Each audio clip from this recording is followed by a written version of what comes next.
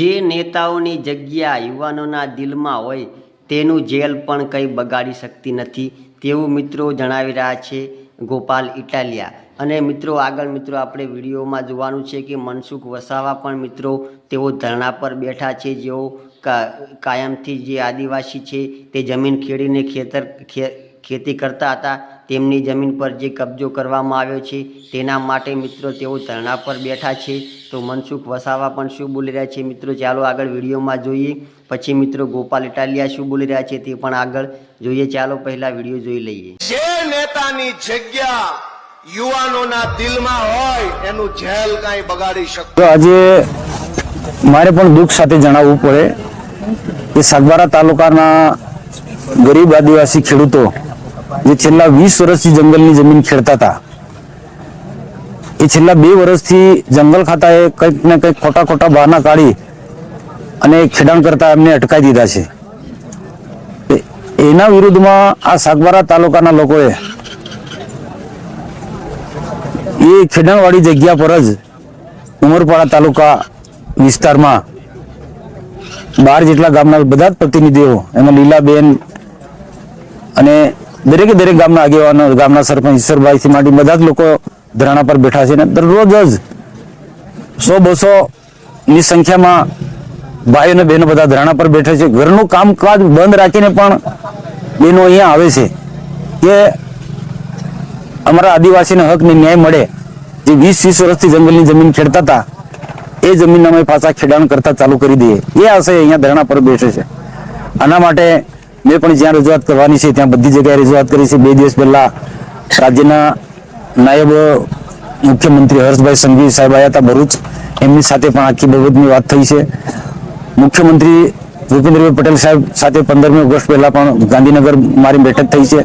હવે મુખ્યમંત્રી સાહેબે પણ કીધું 15મી ઓગસ્ટ પછી આપણે આ મામલે ફોરેસ્ટ વિભાગના લોકો સાથે બેસીને આપણે અને બીજા બંને તાલુકાના આગેવાનો સાથે બેસીને આપણે આનો સુખદ અંત લાવવાની એમને વાત કરી, પરંતુ તાત્કાલિક એમને અમેરિકા જવાનું થયું છે। હાલ સાહેબ અમેરિકા છે અને જેવા અમેરિકાથી આવ્યા પછી તરત જ આ પ્રશ્ન અને સાહેબ પાસે અમે લઈ જઈશું।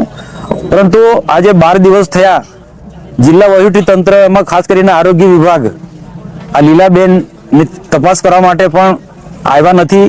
આ બહુ દુઃખદ બાબત છે, ચિંતાજનક બાબત છે કે આદિવાસીનું શું છે, જંગલના પેલા પશુઓ જે છે એ રીતના સમજી છે, મને લાગે છે ત્યાં સુધી ખરેખર જિલ્લા વહીવટી તંત્રને આની થોડી ચિંતા હોત તો તરત જ અહીંયા તમે દિલ્હીમાં તમે જો પેલા બધા બેઠા હતા કે આખા કેવા આરોગ્યના બધા કાફલા બધા તૂટી પડ્યા હતા એમને, તો અહીંયા આદિવાસી જંગલમાં અહીંયા બેઠા છે, પોતાની વર્ષોની જમીન ખેડતા હતા એ જગ્યામાં બેઠા છે। તો આ તો ઘોર અન્યાય છે આદિવાસીઓ સાથે। મને બહુ એનું દુઃખ થાય છે જિલ્લા વહીવટી તંત્ર સામે કે બહુ ભારે મને નારાજગી છે। આ ના હોવું જોઈએ, આદિવાસી સમાજ સાથે તમે આટલો મોટો ભેદ કેમ? અને આની સાથે જોડાયેલા સત્તામાં બેઠેલા લોકોને પણ મારે અપીલ છે કે તમે થોડી ચિંતા કરજો આદિવાસીઓ માટે। આ બેન આજે અન્નજળનો ત્યાગ કરીને અહીંયા આજે બેઠા છે એની સાથે। તો મિત્રો ભાજપની સરકાર હોવા છતાં પણ મનસુખ વસાવાને મિત્રો ધરણા પર બેસવું પડે છે। ત્યારે મિત્રો આગળ ગોપાલ ઇટાલિયા શું કહી રહ્યા છે ચાલો મિત્રો વિડીયોમાં જોઈએ।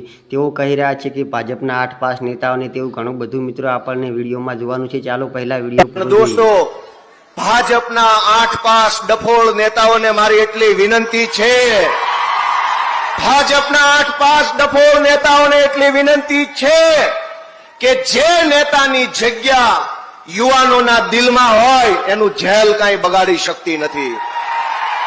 જેલ મોટી નથી, જનતાનું દિલ મોટું છે અને ચૈતર વસાવાની જગ્યા સમાજના દિલમાં છે। દોસ્તો, આ ચૈતરભાઈ વસાવાની લોકપ્રિયતાની વાત કરું, વર્ષોથી ભાજપમાં કોંગ્રેસમાં પણ આદિવાસી સમાજના નેતાઓ ચૂંટણી જીતે છે, કોઈ સાંસદ બને, કોઈ ધારાસભ્ય બને, અહીંના આપણા કાકા સાંસદ સભ્ય છે, પણ ભાજપને કઈ વાત ખટકે છે ધ્યાનથી સાંભળજો કે વિસાવદરની ચૂંટણીમાં હું ઉમેદવાર હતો તો ગામડેથી એવા ફોન આવતા હતા કે ચૈતરભાઈ ક્યારે આવે છે સભા કરવા અમારા ગામમાં। ચૈતરભાઈની સભાની જાણ થાય, હજારો લોકો ગામડામાં આવે। આટલા વર્ષો સુધી એવું હતું કે ભાજપની ટિકિટ પર સાંસદ તો બની જતા હતા પણ આખા વિસ્તારમાં કોઈ બોલાવતું નહોતું। તો મિત્રો આપણે મનસુખ વસાવા અને ચૈતર વસાવા બંનેનો વિડીયો જોયો। મિત્રો અંતે તમારું શું કહેવું થાય છે એક કોમેન્ટ કરી નાખજો। અને ચેનલ પર નવા આવ્યા હોય તો વિડીયોને લાઇક શેર સબસ્ક્રાઈબ કરી દેજો, જેથી મિત્રો નવા વિડીયોનું નોટિફિકેશન તરત જ મળી જાય. જય માતા.